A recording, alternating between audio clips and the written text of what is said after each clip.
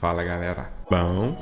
Gabriel Luquina, seja bem-vindo. Nesse vídeo separei 3 dicas, como está no título ali. Uma aí referente ao Python, outra uma aplicação ali para mostrar umas informações aí do teu Hackintosh, e uma outra principal, que ali é a primeira até, é sobre a atualização do OpenCore, que às vezes não é detectado pelo Hacking Tool, ou até mesmo quando se digita alguns comandos ali no terminal que também fazem aparecer a versão do teu OpenCore, não tem funcionado. Então mostra a solução para esse cenário. Essas dicas eu pego basicamente aí de acordo com os comentários que vão surgindo ou coisas que eu vou vivenciando no dia a dia e que eu vejo que não é muito comum às vezes o pessoal apresentar, seja em vídeo, seja em fórum, seja no que for. Então eu acabo compilando elas e trazendo para vocês. Apesar de termos 3 dicas, e dentro dessas 3 dicas eu vou passando outras dicas de acordo com o que eu vou mexendo ali no sistema, às vezes algum atalho, alguma observação, enfim, são todas coisas acho que legais aí de serem compartilhadas, beleza? Então pega de falatório e bora pro vídeo. Então vamos lá. A primeira dica, né, que eu vou mostrar pra vocês é quando a gente faz o update, né, do nosso OpenCore, e aqui na ferramenta do Hacking Tool, na opção de boot, ele acaba não mostrando, né, a versão que de fato a gente fez a atualização. E quando a versão aqui ela tá mais antiga, né, mais velha do que a última versão disponível, ele dá uma mensagem para atualizar o bootloader, e não é isso que a gente quer fazer, porque a gente já fez de fato, né, a atualização do OpenCore. Basicamente, para resolver isso, a gente tem que escolher a opção de Reset NVRAM lá no menu do OpenCore, quando a máquina, né, é ligada. Só que antes de fazer isso, eu vou mostrar para vocês alguns parâmetros da configuração do OpenCore, porque são alguns parâmetros chaves e eles influenciam também, né, nesse funcionamento. Aí para isso a gente tem o monta a nossa EFI, tem aqui dentro de OC, a gente precisa editar o config.plist. Sempre recomendo que vocês utilizem o proper tree. A gente pega o config, arrasta aqui para dentro do foguetinho, aí vocês pressionam o Ctrl F, né, para fazer a pesquisa. Vamos pesquisar por RAID AUX. Ele vai localizar esse parâmetro aqui, RAID Auxiliary. Ele por padrão ele está como falso, né, e se ele estiver, né, habilitado na sua configuração do OpenCore, ele vai ocultar a opção do Reset NVRAM. Então, o primeiro item é só certificar que você está como falso, caso não esteja, né, alterar para falso. E os outros dois parâmetros importantes são esses dois aqui, que é o Allow NVRAM Reset e o Allow Set Default. Esse aqui, né, a primeira opção, ele, como o próprio nome diz, ele está habilitado, né, como true, então ele permite fazer o reset da nossa NVRAM. Se ele estiver aqui como falso, a gente não vai conseguir fazer o reset e, consequentemente, não vai conseguir resolver a versão do OpenCore. Então a gente deixa sempre como true. E esse Allow Set Default, ele também precisa, né, estar como true, porque é ele que permite a gente informar ali no menu do OpenCore qual é o sistema operacional que ele vai carregar por padrão, caso você tenha mais do que um sistema operacional na tua máquina que você montou o Hackintosh. Então a gente só certifica que esses dois parâmetros estão como true e certifica que esse RAID auxiliar está como false. Se eles não tiverem, a gente faz as alterações, salva a configuração do config.plist e a gente reinicializa a máquina para poder fazer o reset, e eu vou mostrar para vocês também mais alguns segredinhos que tem lá dentro. Aí assim que a nossa máquina ela reinicializa, ele vai carregar ali, né, o menu do OpenCore. Aqui no meu caso, notem que ele já está pré-selecionado esse disco aqui para fazer, né, o processo de boot. Também tem esse outro disco aqui que é uma outra versão do macOS. Tem a opção do Reset NVRAM, que é o que a gente precisa fazer, e também tem o sistema operacional do Windows para, né,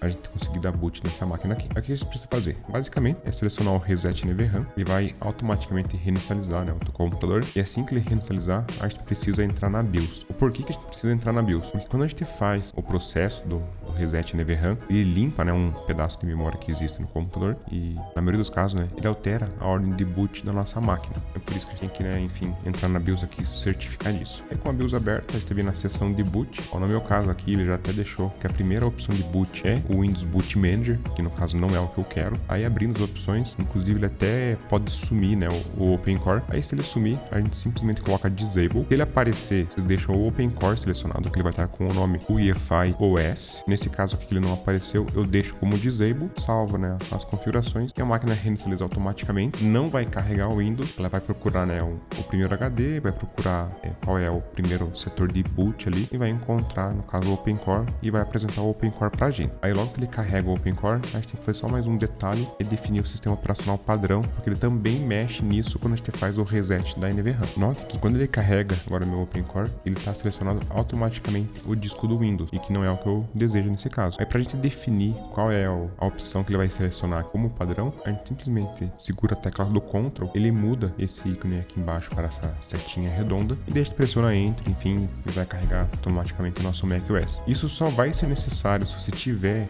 um Hackintosh com Dual Boot, né, ou com mais sistemas operacionais ali no teu OpenCore, porque ele realmente muda, né, a ordem de boot tanto dentro da BIOS, quando a gente faz o reset da NVRAM, e também muda qual é o sistema operacional padrão que ele vai dar boot ali no OpenCore. Por isso que a gente tem que verificar aqueles 3 parâmetros lá dentro do config.plist e fazer essas maracutais aqui para, enfim, deixar a casa organizada. Aí assim que o macOS carrega, a gente abre novamente, né, o Hacking Tool, vem aqui na aba de boot, ele vai, né, detectar automaticamente qual é a versão corrente que você está utilizando no teu OpenCore. Aí se ele continuar mostrando uma versão que não é a versão que você fez o update, aí sim pode ter algum problema com os arquivos que você fez o update. Aí tem que, enfim, revisar, né, as configurações do teu OpenCore, aqueles arquivos .efi, o Open Runtime, né, e etc. Enfim, toda a estrutura do OpenCore, certificar que ele foi, né, atualizado corretamente. A outra dica que eu quero mostrar para vocês é referente ao Python. E antes de falar sobre o Python, eu vou mostrar um comportamento que acontece aqui com o Proper Tree. Quando a gente abre, né, o Proper Tree, ele dá esse warning aqui embaixo no terminal, mas a princípio, né, a aplicação acaba funcionando normalmente. Só que se a gente tiver uma situação em que a gente coloque 2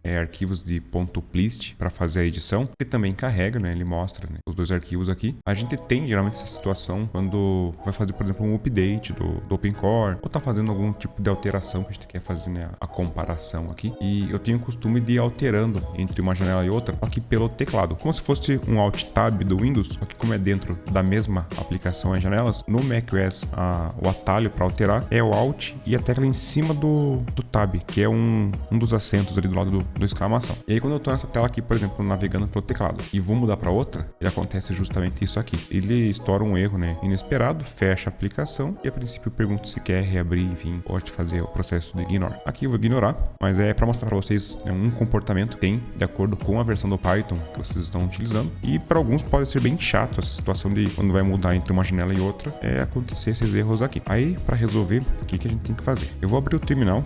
Notem que se eu pegar aqui o Python version, ele mostra a versão 2.7.16, que é no caso a versão que já vem instalada dentro do próprio macOS. Então eu quero atualizar essa versão aqui para a versão 3. Para isso eu vou fechar o terminal, vou entrar dentro, né, do site do python.org. Eu venho aqui na seção de downloads, baixo, né, o download for macOS, e a gente vai fazer, né, a instalação dele. Só que a instalação tem um pequeno detalhe. Então a gente abre ela aqui para fazer. Aqui basicamente é clicar em continue até finalizar. Não tem muito segredo. Aceita o contrato, clique em install. Ele pede a senha do nosso usuário, também é normal. A gente faz, né, a instalação do software em si. Ele é bem rápido de ser feito, apenas, né, alguns segundos. Aí assim que ele finaliza, ele já abre essa janela aqui. A gente pode, né, fechar ela, fechar a janela de downloads. E eu posso também fechar o instalador. Ele pergunta se eu quero mover para a lixeira. Vou mover já para a lixeira para já fazer a exclusão dele. E se a gente vier aqui no terminal novamente e digitar version, notem que a versão continua a mesma, 2.7.16. Então aquele bug que acontece ao abrir, né, o Proper Tree, essa informação também que aparece no terminal, ela continua existindo e a princípio o sistema operacional ainda nem está utilizando a versão do Python que a gente fez, né, a instalação. Vou fechar aqui o Proper Tree. Para corrigir isso, a gente mantém, né, o terminal aqui aberto, digita sudo espaço su espaço sinal negativo, ele vai pedir a senha do teu usuário, a digitar ela e pressiona Enter. Ele vai aparecer aqui, ó, root e, né, o joguinho da velha. Isso é o que deve acontecer se você, né, informar a senha corretamente e o comando do sudo su espaço menos funcionar corretamente. O que esse comando aqui faz, né, caso você não saiba? Ele é praticamente a mesma opção que tem no Windows quando a gente vai executar lá o CMD e que a gente clica com o botão direito e coloca como executar como administrador. Então, no sistema do macOS ou até mesmo em qualquer outro sistema baseado em Unix, que é na qual a base, né, do macOS é feita, ele tem um usuário chamado root e que ele é como se fosse, né, o administrador do Windows. Então, logado agora como root, a gente vai entrar dentro do diretório cd espaço /usr /local /bin. Aqui dentro desse diretório a gente pode dar um ls -L para listar, né, todos os arquivos que tem aqui dentro. Não precisam se assustar, enfim, com todos os arquivos que aparecem, mas basicamente o que a gente tem que fazer é digitar ln espaço -s de sapo. Vocês vão digitar Python e podem ter a tecla Tab quando vocês começam a digitar a palavra Python, que ele já vai autocompletando. Ele vai aparecer o 3, coloca um ponto, aperta Tab novamente e ele vai aparecer o 3.9. Aí vocês dão espaço novamente e digitam Python. O que esse comando faz? Ele cria um atalho chamado Python, apontando para esse arquivo aqui, Python 3.9, e assim que a gente digita novamente Python -version, note que ele muda já a versão justamente para a versão que a gente fez a instalação do Python. A partir daqui, se a gente abrir o Property Tree, notem que ele abre, não aparece mais o warning aqui no terminal, e se porventura a gente abrir dois arquivos .plist, e agora a gente consegue ir navegando aqui pelo teclado e através do teclado também fazer, né, o Alt, tipo o Alt Tab, para mudar a janela e ir navegando no arquivo aqui normalmente. Então é uma sugestão que, como eu utilizo bastante as configurações do .plist, e às vezes eu preciso comparar alguma coisa com a outra, então eu utilizava muito o teclado em vez de ficar usando, né, o mouse entre uma tela e outra. Ele dava aquele bug de fechar, né, de forma inesperada, e a solução é a gente atualizar o Python e depois de atualizar ele, fazer essa situação aqui de criar, né, esse link simbólico, que é o nome desse comando do ln-s, que é uma criação de um link simbólico do aplicativo Python para o 3.9 dentro, no caso desse diretório aqui, usr local bin. Aí depois feito isso, pode, né, fechar todas as janelas aqui, não tem coisa a ser feita, fechar os dois arquivos de .plist e vou fechar o terminal. Então assim que a gente abre, né, o Property Tree, ele não aparece mais a mensagem e funciona adequadamente. Se também a gente, né, abrir novamente, né, o terminal e fazer o Python -version, ele permanece apresentando a versão que a gente fez na instalação, que é 3.9.6. E por último, quero mostrar uma dica para vocês de uma aplicação que ela mostra algumas informações básicas, né, e essenciais do nosso Hackintosh. Ela se chama NeoFetch, espaço GitHub. Vocês vão procurar esse primeiro repositório aqui e ela mostra as informações do nosso sistema operacional, como, por exemplo, o nome dele, nome de host, versão de kernel, e algumas, né, informações essenciais. E ela também é compatível, inclusive, com praticamente aí 150 sistemas operacionais diferentes. Ela é compatível com macOS, com Windows, com várias distribuições de Linux, com a iX, né, que é um sistema Unix da IBM, e assim por diante. Ela é bem simples de ser executada. A gente vem aqui em Code, faz download zip, vai baixar, né, essa aplicação. Tá uma baixada aqui já no meu downloads.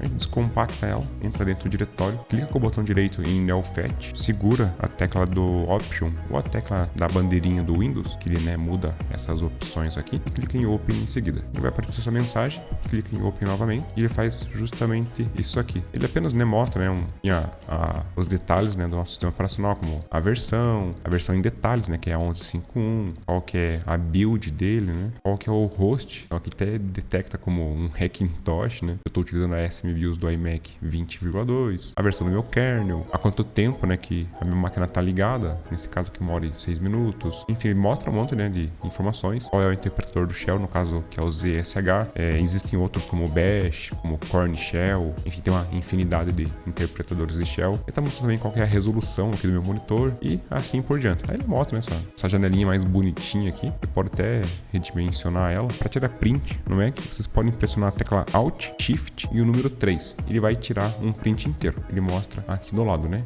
Tirou um print inteiro. Se vocês quiserem tirar um print somente dessa janela aqui, deixa eu excluir essa, vocês pressionam Alt, Shift, o número 4. Ele vai mudar, né, o cursor do mouse. Aí você pode vir aqui e selecionar essa janela ou mais um pedaço que você queira, enfim, né, tirar o pedaço de print e fazer, né, o print dela. E uma outra opção também de tirar print somente da janela em si, pode pressionar novamente o Alt, o Shift e o número 4, aperta a barra de espaço, ele muda, né, o ícone, e você seleciona em qual janela que você quer fazer, no caso, o processo de print. Então aqui eu vou selecionar ela, ele fez, né, o print desse cara aqui, e todos os prints que são feitos no macOS, ele fica salvo aqui na área de trabalho. Então a gente pode vir aqui, não sei se vocês costumam utilizar isso, mas quando eu quero só pré-visualizar, em vez de clicar duas vezes em cima do arquivo, né, e abrir o arquivo, pode só selecionar ele e apertar a barra de espaço. Ele faz esse efeito aqui, né, e faz um preview do arquivo. Isso funciona para arquivo, funciona aqui para os discos, ele mostra até a quantidade de espaço. Se a gente vir dentro de um diretório,